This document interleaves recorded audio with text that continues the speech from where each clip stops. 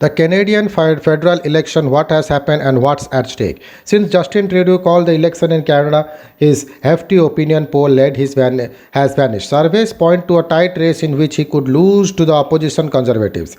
Canadians go to the polls on September 20 in an election that Prime Minister Justin Trudeau called 2 years earlier, seeking to turn public approval for his handling of COVID-19 pandemic into a fresh 4-year mandate. Why now? Since 2019, Trudeau has only commanded a minority in parliament, leaving him dependent on the parties to govern. Trudeau argues that the pandemic has changed Canada like World War II did, and Canadians should now choose who they want to make important decisions for decades to come. What has happened? Trudeau has struggled to explain why an early election during a worsening fourth wave of COVID-19 was a good idea. Conservatives leader Erin O'Toole consistently accuses the Liberal leader putting Canadians in harm's way. For personal ambition, people also seem to be tiring in Trudeau, who carries the baggage of having governed for 6 years.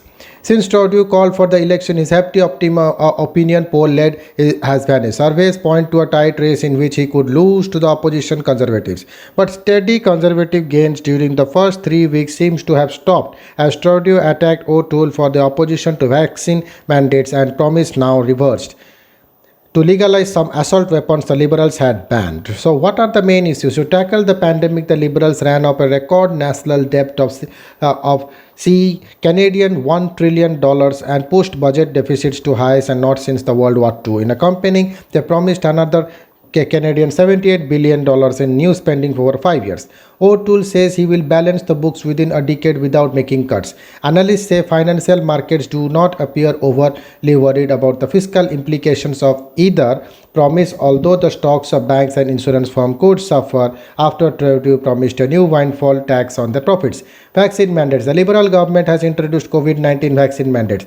During the campaigning, Trudeau has been abused and heckled by people opposing the move and says his Conservative rival is taking his cues from the crowds. O'Toole opposes vaccine mandates, including for his own candidates, and says he prefers frequent testing. Childcare. Employment of women has plummeted thanks to COVID-19. Liberals are promising to spend around the Canadian $30 billion over 5 years to set up long-promised $10 billion a day national childcare program. The Conservatives say they will cancel those deals and instead offer tax credits of 6,000 Canadian dollars a year to help pay for daycare.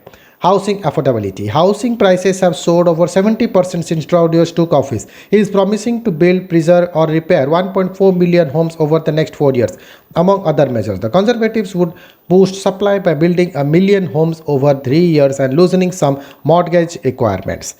Climate change. Forest fires in Western Canada and a drought in crop growing areas were focusing attention on climate change. The Liberals promise more aggressive emission cuts than the Conservatives, who are major advocates of the oil and gas industry. Thank you.